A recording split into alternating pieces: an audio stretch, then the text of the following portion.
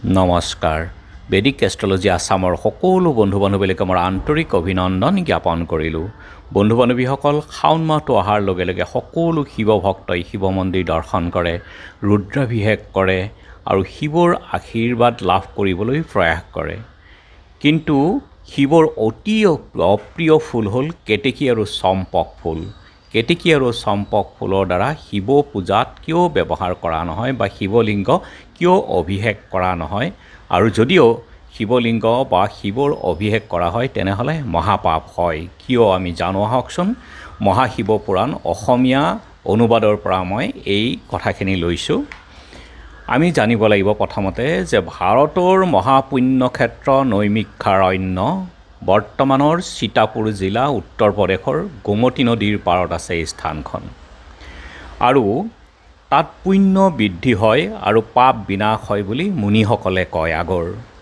সেই নৈমিষাৰণ্যতেই পুৰণি কালত শোক দুখ হিংসা দেশ একো নাই বুলি জানি আৰু তালৈ কলি প্ৰৱেশ কৰিব নোৱাৰিব বুলি ভাবি শৌনকাদি মুনিগণে তাত আশ্ৰম স্থাপন কৰি দিনে নিশাই যজ্ঞাদি কৰি মহানন্দে বাস কৰিছিল।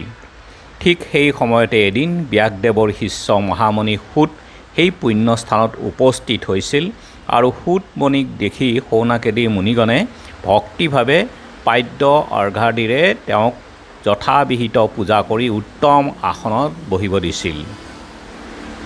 আৰু তাৰ পাছত শৌনকাদি মুনিগণে যি প্ৰশ্ন কৰিছিল সূতমুনিয়ে সেইবোৰৰ উত্তৰ প্ৰদান কৰিছিল, আৰু সেই প্ৰশ্নতে তেওঁলোকে এদিন সূতমণিক সুধিছিল নৈমিষাৰণ্যৰ শৌনকাদি মুনিগণে, হে মহামতি সূত, তুমি আমাক শিৱ পূজাৰ বিধি বৰ্ণনা কৰিলা, সকলো ফুলৰ দ্বাৰা পূজা কৰিলে শিৱ সন্তুষ্ট হয় বুলিও ক'লা, একমাত্ৰ কেতেকী আৰু চম্পক ফুলৰ দ্বাৰা শিৱ পূজা কৰিব নালাগে বুলি কৈছা, ইয়াৰ কাৰণ আমাক জনালে আমি পৰম আনন্দিত হ'ম। মুনিগণৰ কথা শুনি সূতমুনিয়ে কৈছিল, মই আপোনালোকক ইয়াৰ কাৰণ বৰ্ণনা কৰোঁ, শুনক। পুৰণি কালত পিতৃসত্য পালনৰ বাবে ৰামচন্দ্ৰই বনলৈ গমন কৰিছিল, আৰু তেওঁৰ লগতে প্ৰিয়তমা পত্নী সীতা আৰু অনুজ লক্ষ্মণো গৈছিল। বনবাসৰ সময়ত ৰামচন্দ্ৰই পত্নী আৰু ভাতৃৰ সৈতে কিছুদিন ফল্গু নদীৰ পাৰত আনন্দমনে বসবাস কৰিছিল, আৰু সেই সময়ত এদিন ৰামচন্দ্ৰৰ পিতৃ দশৰথৰ শ্ৰাদ্ধৰ সময় উপস্থিত হৈছিল। পিতৃ শ্ৰাদ্ধ উপস্থিত হোৱাত ৰামচন্দ্ৰ কিছু চিন্তিত হৈছিল। ৰামচন্দ্ৰৰ আদেশত লক্ষ্মণে পিতৃ শ্ৰাদ্ধৰ সামগ্ৰী সংগ্ৰহ কৰিবলৈ ওচৰৰ গাঁৱলৈ গমন কৰিছিল।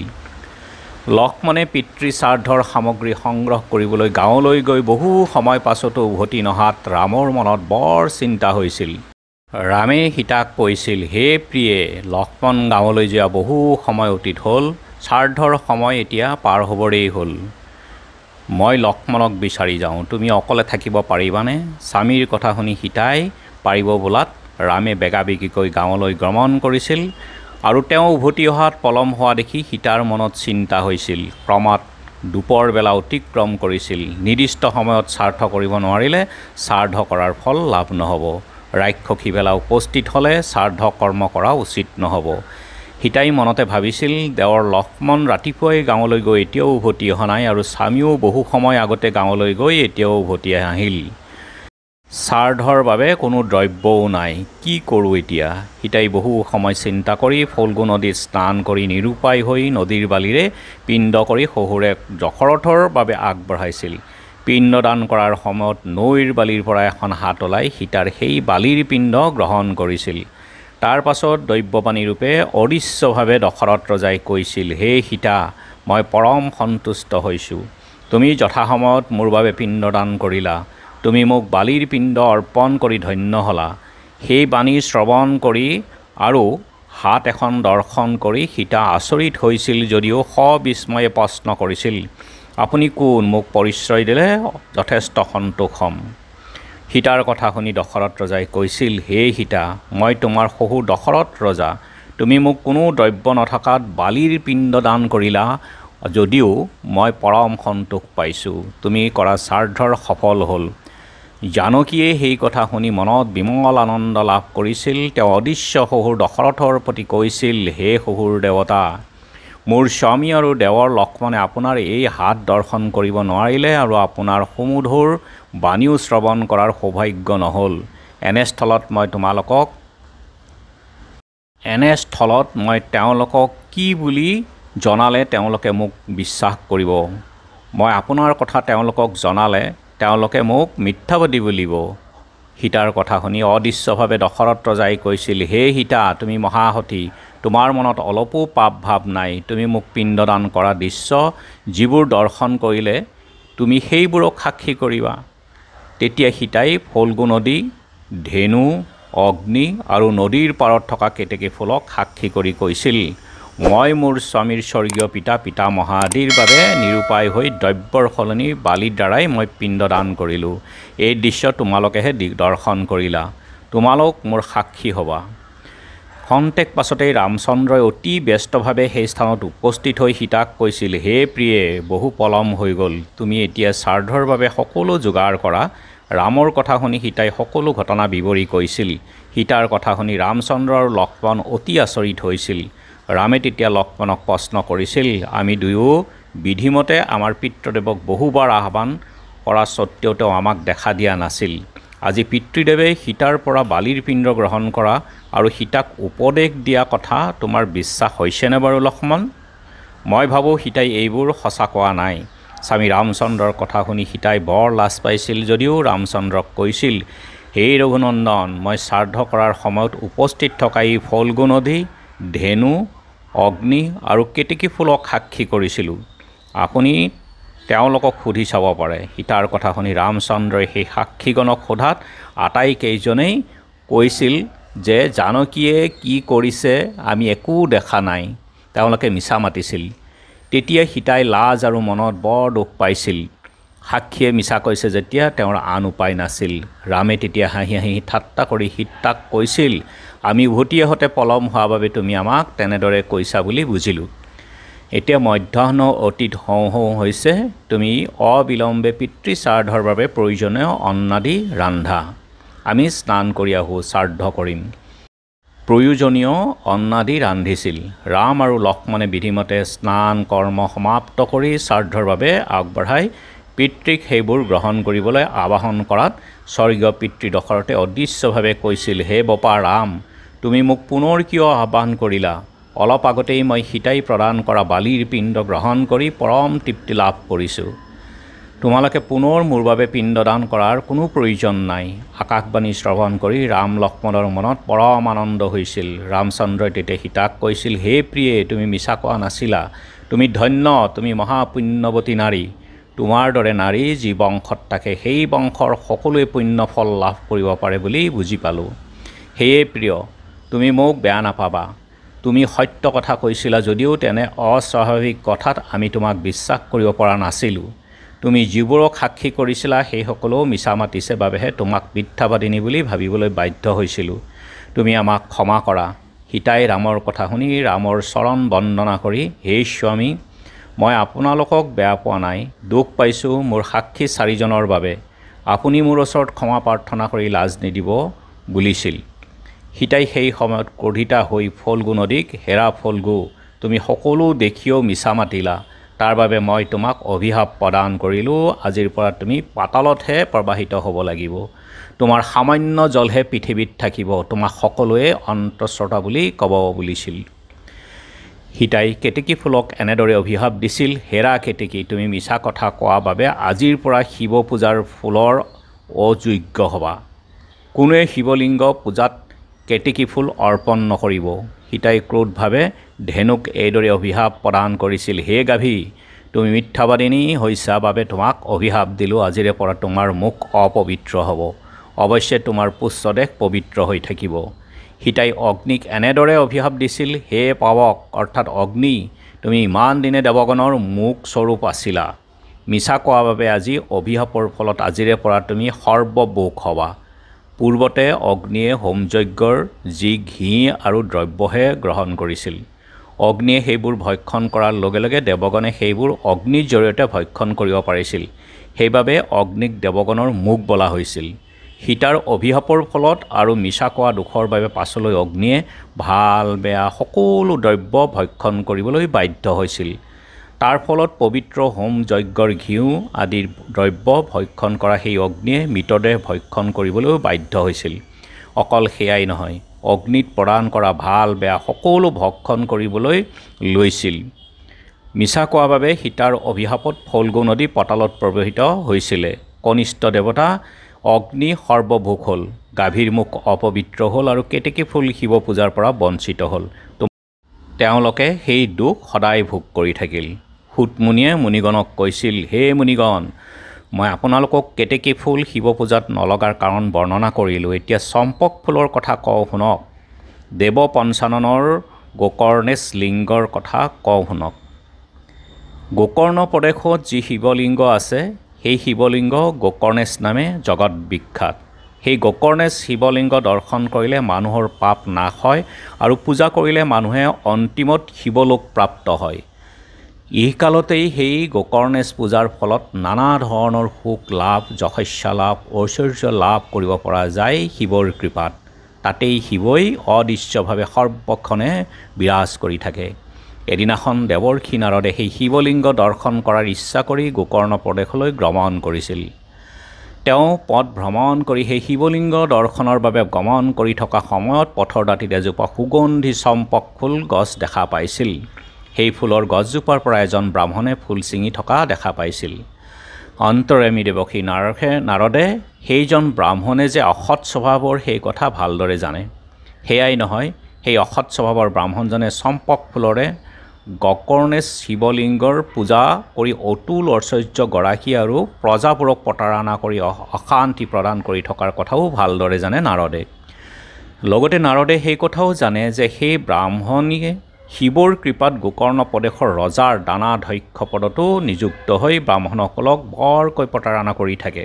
সেই ব্ৰাহ্মণক দমন কৰাৰ উদ্দেশ্যে নাৰদ সেই স্থানলৈ গমন কৰিছিল বুলি বুলিব পাৰি। দেৱৰ্ষি নাৰদে এই দুষ্ট ব্ৰাহ্মণৰ কাষলৈ গৈ, হে ব্ৰাহ্মণ দেৱতা, আপুনি কি কৰি আছে বুলি সুধিছিল। দুষ্ট ব্ৰাহ্মণে সংগ্ৰহ কৰা চম্পক ফুলবোৰ কাপোৰেৰে ঢাকি লুকুৱাই ৰাখি নাৰদক কৈছিল, হে দেৱৰ্ষি নাৰদ, আপোনাৰ দৰ্শন লাভ কৰি ধন্য হ'লোঁ। মই এজন অতি দৰিদ্ৰ ব্ৰাহ্মণ। মই এতিয়া ভিক্ষা কৰিবলৈ এই পথেৰে গাঁৱলৈ যাব আহিছোঁ। সুগন্ধি চম্পক ফুলজোপা দৰ্শন কৰি ফুলৰ ঘ্ৰাণ লৈছোঁ।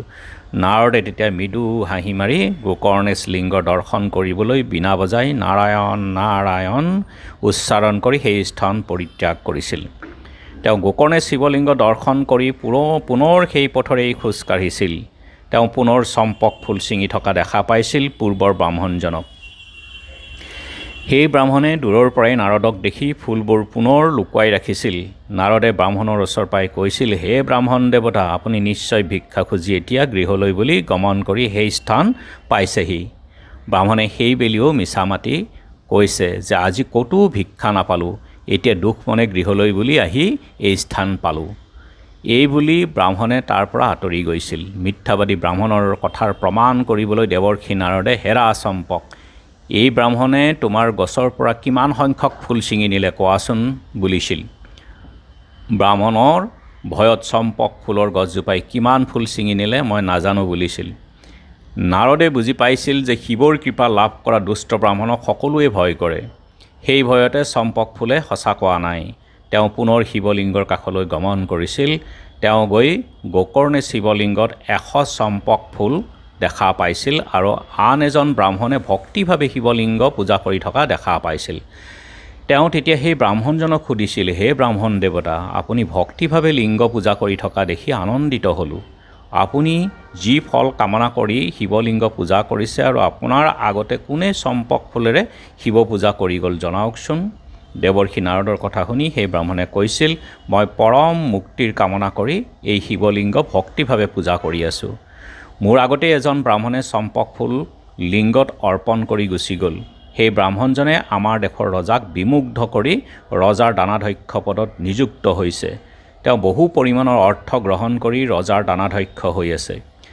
সেই ব্ৰাহ্মণে ঐশ্বৰ্যশালী হৈ অহংকাৰী হৈ আনবোৰ ব্ৰাহ্মণক বৰকৈ পীড়ন কৰি থাকে। ৰজাৰ কৃপাত অতুল ঐশ্বৰ্যৰ গৰাকী হৈ সেই ব্ৰাহ্মণে নিজকেই পৃথিৱীৰ সৰ্বশ্ৰেষ্ঠ ব্ৰাহ্মণ বুলি জ্ঞান কৰে। সত্যবাদী ব্ৰাহ্মণৰ কথা শ্ৰৱণ কৰি দেৱৰ্ষি নাৰদ সন্তুষ্ট হৈ, হে ব্ৰাহ্মণদেৱ, আপুনি প্ৰভু শিৱৰ কৃপাত অক্ষয়া মুক্তি লাভ কৰিব পাৰিব বুলিছিল। ব্ৰাহ্মণে দেৱৰ্ষি নাৰদক আৰু শিৱলিংগত ভক্তিভাৱে প্ৰণাম জনাই সেই স্থান ত্যাগ কৰিছিল। নাৰদে তেতিয়া মনতে ভাবিছিল, এই মিথ্যাবাদী ব্ৰাহ্মণে চম্পক ফুলেৰে শিৱলিংগ পূজা কৰি শিৱৰ কৃপা লাভ কৰিছে। শিৱৰ কৃপা লাভ কৰি তেওঁ অহংকাৰী হৈ পৰিছে আৰু অত্যাচাৰীও হৈছে। তেওঁ ৰজাকো বশীভূত কৰি দানাধ্যক্ষ পদ লাভ কৰি ব্ৰাহ্মণসকলক হেয় জ্ঞান কৰি পীড়ন কৰি আছে। নাৰদে তেতিয়া শিৱক স্মৰণ কৰাত শিৱই তেওঁক দেখা দিছিল। তেতিয়া নাৰদে শিৱক ভক্তিভাৱে পূজা কৰি, হে প্ৰভু, তুমি সেই মিথ্যাবাদী আৰু অহংকাৰী ব্ৰাহ্মণক কিয় কৃপা কৰি আছা? তেওঁ কিয় মহৎ ফল প্ৰদান কৰিলা ভোলানাথ? বলাত শিৱই মৃদু হাঁহি মাৰি কৈছিল, হে নাৰদ, এই ব্ৰাহ্মণ মিথ্যাবাদী যদিও চম্পক ফুলেৰে নিতৌ মোৰ এই গকৰ্ণেক শিৱলিংগত পূজা কৰি থাকে। মই সেইবাবেই তেওঁক কৃপা কৰিবলৈ বাধ্য হৈছোঁ। হে নাৰদ, যি মানুহে চম্পক ফুলৰ দ্বাৰা মোৰ লিংগ পূজা কৰে, ত্ৰিজগতত সেই মানুহৰ বশীভূত হয়, আৰু সেই কথা মনত ৰাখিবা তুমি সদায়। সেই সময়তে এজনী ব্ৰাহ্মণীয়ে শিৱলিংগৰ ওচৰত উপস্থিত হৈছিল। শিৱ অদৃশ্য হৈছিল যদিও নাৰদে অদৃশ্য হোৱা নাছিল। ব্ৰাহ্মণীয়ে কান্দি কান্দি শিৱলিংগক প্ৰণাম জনাই কৈছিল, হে মহেশ্বৰ, তুমি অন্তৰ্যামী ভগৱান, তুমি আমাৰ দুখৰ কথা জানা। হে প্ৰভু, মিথ্যাবাদী ব্ৰাহ্মণে আমাৰ সকলো হৰণ কৰিছে, তুমি তাৰ বিচাৰ কৰি শাস্তি প্ৰদান কৰা প্ৰভু। সেই ব্ৰাহ্মণীৰ কথা শুনি নাৰদে, হে ব্ৰাহ্মণী, বেয়া নোপোৱা যদি তুমি তোমাৰ দুখৰ কথা মোক জনাবনে বুলিছিল। তেতিয়া ব্ৰাহ্মণীয়ে কৈছিল, হে ঋষিবৰ, আমাৰ দুখৰ কথা শুনক। আমাৰ ভাগ্যৰ ফলত মোৰ স্বামীয়ে ভীষণ আঘাত পোৱাত পংগু হৈ আছে। আমাৰ এজনী কন্যা আছে, তাই বিবাহৰ বাবে উপযুক্ত হৈছে। তাইৰ বিবাহৰ বাবে আমি বৰ চিন্তিত হৈছোঁ। আজি মোৰ স্বামীয়ে ৰজাক মনৰ দুখৰ কথা জনোৱাত ৰজাই মোৰ স্বামীক কিছুদিন ধন আৰু গাভী দান কৰিছিল। ৰজাই সেই ধনৰ অৰ্ধাংশ সেই দুষ্ট ব্ৰাহ্মণে জোৰ কৰি কাঢ়ি নিছে। ৰজা সেই ব্ৰাহ্মণৰ বশীভূত হোৱাৰ বাবে তেওঁৰ বিৰুদ্ধে ৰজাই একো ব্যৱস্থা গ্ৰহণ কৰা নাই। এতিয়া আমি কি কৰোঁ, কলৈ যাওঁ, কোনে আমাক ৰক্ষা কৰিব, একো নাজানি শেষত প্ৰভু শিৱকেই ইয়াৰ বিচাৰ কৰিবলৈ প্ৰাৰ্থনা কৰিছোঁ। সেই দুষ্ট ব্ৰাহ্মণেও সদায় এই মন্দিৰলৈ আহি মহেশ্বৰক পূজা কৰে। মহেশ্বৰে সেই দুষ্টক কিবা শাস্তি প্ৰদান কৰিব ভাবিহে মই সেই তেওঁৰ লিংগত প্ৰাৰ্থনা কৰিবলৈ আহিছোঁ। ব্ৰাহ্মণীৰ কথা শুনি দেৱৰ্ষি নাৰদে কৈছিল, হে আই ব্ৰাহ্মণী, ৰজাই তোমালোকক কিমান ধন আৰু কিমানজনী গাভী দান কৰিছে কোৱাচোন। ব্ৰাহ্মণীয়ে কৈছিল, ৰজাই বহু ধন আৰু এজনী গৰ্ভৱতী গাভী দান কৰিছে। সঁচা ক'বলৈ হ'লে সেই ব্ৰাহ্মণেই আমাৰ দুখৰ কথা ৰজাক কোৱাত ৰজাই সেই ধন আৰু গাভী আমাক প্ৰদান কৰিছিল। তেওঁৰ কথামতে ৰজাই আমাক সেইবোৰ দিছে বাবেই সেই ধন আৰু গাভী সমানে ভগাই ল'ব লাগেনে? এয়া কেনেধৰণৰ ধৰ্ম বিচাৰ ভাবি চাওকচোন প্ৰভু। মোৰ সৎ স্বভাৱৰ স্বামীয়ে সেই দুষ্টৰ কথামতে ধন সমানে ভগাই এভাগ তেওঁক দিছে। এজনী মাত্ৰ গাই কেনেকৈনো দুভাগ কৰি কওকচোন। ব্ৰাহ্মণে কিন্তু গাইজনী বধ কৰি হ'লেও এভাগ বিচাৰিছে। গাভী হত্যা মহাপাপ কেনেকৈ কৰোঁ কওকচোন ঋষিবৰ। সেই মহাপাপ কেনেকৈ খণ্ডন কৰিম ভাবি চাওকচোন। নাৰদে তেতিয়া ব্ৰাহ্মণীক কৈছিল, তুমি এতিয়া গৃহলৈ যোৱাগৈ। মই কি কৰিব পাৰোঁ চেষ্টা কৰি চাম, তুমি দুখ নকৰিবা। তোমালোকৰ দুখ নিশ্চয় প্ৰভু সদাশিৱে খণ্ডন নকৰাকৈ নাথাকিব। ব্ৰাহ্মণীয়ে নাৰদক আৰু শিৱলিংগক ভক্তিভাৱে প্ৰণাম জনাই নিজ গৃহলৈ গমন কৰিছিল। ব্ৰাহ্মণী শিৱ মন্দিৰৰ পৰা ওলাই যোৱাৰ লগে লগে শিৱই নাৰদক পুনৰ দেখা দিছিল। তেতিয়া নাৰদে হাতযোৰ কৰি কৈছিল, হে প্ৰভু, তুমি সকলো শুনিলা। তুমি কিয় সেই দুষ্ট ব্ৰাহ্মণৰ পূজা গ্ৰহণ কৰি থাকা? পৰদ্ৰব্য অপহৰণকাৰী আৰু সেই ব্ৰাহ্মণ অসাধু। গতিকে ৰজাৰ অনুগ্ৰহত তেওঁ দানাধ্যক্ষ হৈ ব্ৰাহ্মণক দান দিয়া দ্ৰব্যৰ অৰ্ধভাগ গ্ৰহণ কৰে। সেয়া কেনেধৰণৰ ধৰ্ম কোৱাচোন প্ৰভু। হে প্ৰভু ভোলানাথ, যিজন ব্ৰাহ্মণে গৰ্ভৱতী গাভীৰো অৰ্ধভাগ বিচাৰিছে, তেওঁ কি ধৰণৰ ব্ৰাহ্মণ হ'ব পাৰে? মই ভাবোঁ তেওঁৰ সমান মহাপাপী এই পৃথিৱীত দ্বিতীয় এজন নাই। যি গাভীৰ সোঁফালৰ শিঙত গংগা অধিষ্ঠিত হৈ থাকে আৰু বাওঁফালৰ শিঙত যমুনা অধিষ্ঠিত হৈ থাকে আৰু সেই গাভীক দুভাগ কৰিব বিচাৰিছে। সেই দুষ্ট ব্ৰাহ্মণে তেওঁ জনা উচিত আছিল যে গাভীসকলৰ শিঙৰ মাজভাগত সৰস্বতী, স্কন্দত পদ্মাসন, মাজভাগত ৰুদ্ৰদেৱ, কঁকালত প্ৰভু জনাৰ্দন, পিঠিত তীৰ্থবোৰ, পেটৰ সোঁফালে দেৱৰ্ষিগণ, বাওঁফালে দেৱগণ, অৰ্ধভাগত নদীবোৰ, খুৰাত চাৰি বেদ আৰু দুগ্ধত সাগৰবোৰে স্থিতি লাভ কৰে। তেনে গাভীক দুভাগ কৰিব বিচৰা ব্ৰাহ্মণজন ব্ৰাহ্মণ নামৰ অযোগ্য। হে প্ৰভু, মই জনাত গাভীতেই ত্ৰিলোকে অৱস্থান কৰে। গাভীক প্ৰদক্ষিণ কৰিলে নাইবা ভক্তিভাৱে আৰাধনা কৰিলে পৃথিৱীৰ সৰ্বস্থান ভ্ৰমণ কৰাৰ সমান পুণ্যফল লাভ কৰিব পাৰি। শাস্ত্ৰত পোৱা যায় যে পৃথিৱী দান কৰিলে যি পুণ্যফল লাভ কৰিব পাৰি, এজনী ধেনু অৰ্থাৎ গাই এজনী দান কৰিলেও সেই পুণ্যফলেই লাভ কৰিব পাৰি। গৰুৰ সৰ্ব অংগ পৰম পবিত্ৰ, গৰু স্পৰ্শ কৰিলে সৰ্বপাপ বিনাশ হয়। বিভিন্ন পাপৰ বাবে বিভিন্ন প্ৰায়শ্চিত্তৰ বিধান শাস্ত্ৰত পোৱা যায়। গোদান কৰিলে কিন্তু সৰ্বপাপৰ প্ৰায়শ্চিত্ত কৰা হয়, অৰ্থাৎ গোদান কৰিলে সৰ্বপাপ নাশ হয়। শাস্ত্ৰত এই কথাও কোৱা হৈছে যে মাতৃ কন্যা বেদ নাইবা গো বিক্ৰয় কৰা মানুহে কোনো কালে পাপৰ পৰা মুক্তি লাভ কৰিব নোৱাৰে। সেই মিথ্যাবাদী ব্ৰাহ্মণে গো বিভাগ কৰিব বিচাৰি মহাপাপ অৰ্জন কৰিলে। হে প্ৰভু শংকৰ, এই মহাপাপী কেনেকৈ তোমাৰ ভক্ত হ'ব পাৰে কোৱাচোন? দেৱৰ্ষি নাৰদৰ কথা শুনি দেৱ পঞ্চাননে নাৰদক কৈছিল, হে দেৱৰ্ষি নাৰদ, তুমি মোৰ পৰম প্ৰিয় ভক্ত। তুমি সেই ব্ৰাহ্মণক যি শাস্তি দিব বিচাৰিছা প্ৰদান কৰা। সেই ব্ৰাহ্মণে চম্পক ফুলৰ দ্বাৰা মোৰ লিংগ পূজা কৰিছিল, তাৰ বাবে ফলত মই তেওঁক পাপ ক্ষয় হৈছিল বা মই তেওঁক আশীৰ্বাদ দিছিলোঁ, কিন্তু সেই অহংকাৰী আৰু নিতৌ নতুন নতুন পাপত লিপ্ত হৈছে। যিহেতু তেওঁ এইখিনি পাপ কৰিছে, তেওঁ শাস্তি লাভৰ উপযুক্ত হৈছে, তুমি তেওঁক শাস্তি প্ৰদান কৰা, কিন্তু অন্তিমত যেন তেওঁ সদ্গতি লাভ কৰিব পাৰে সেই ব্যৱস্থাও কৰিবা। শিৱই তেনেদৰে কৈ অন্তৰ্হিত হৈছিল। শিৱৰ আদেশ পাই নাৰদে পুনৰ চম্পক ফুলৰ গছজোপাৰ ওচৰলৈ গৈ কৈছিল, হেৰা বিখবৰ, সদায় তোমাৰ ফুল কোণে চয়ন অৰ্থাৎ সংগ্ৰহ কৰে, মোক কোৱাচোন, তুমি সত্য কথা ক'বা। নাৰদৰ কথা শুনি চম্পক ফুলৰ গছজোপাই মই সেই কথা নাজানো বুলিছিল। তেতিয়া নাৰদ ক্ৰোধিত হৈ মিছা কোৱাৰ বাবে এনেদৰে অভিশাপ প্ৰদান কৰিছিল, হেৰা চম্পক বৃক্ষ, তুমি মিথ্যাবাদী, মই তোমাক অভিশাপ দিলোঁ, আজিৰ পৰা তোমাৰ ফুল শিৱ পূজাত নালাগিব। সেই সময়তে সেই দুষ্ট ব্ৰাহ্মণ চম্পক ফুলৰ ওচৰলৈ যোৱাত নাৰদে তেওঁক, হেৰা দুষ্ট ব্ৰাহ্মণ, ৰজাৰ পৰা ধন গ্ৰহণ কৰি দান কৰা আৰু ধনৰ আধা ভাগ গ্ৰহণ কৰিছা কিয়? কিয় তুমি গৌমাতাক দুভাগত বিভক্ত কৰিবলৈ দৰিদ্ৰ ব্ৰাহ্মণক নিৰ্দেশ দিছিলা? তুমি মিথ্যাবাদী, অসৎ, অহংকাৰী ব্ৰাহ্মণ। মিথ্যাবাদী চম্পক গছৰ পৰা ফুল সংগ্ৰহ কৰি তুমি নিতৌ শিৱলিংগ পূজা কৰি শিৱক বশীভূত কৰিছিলা।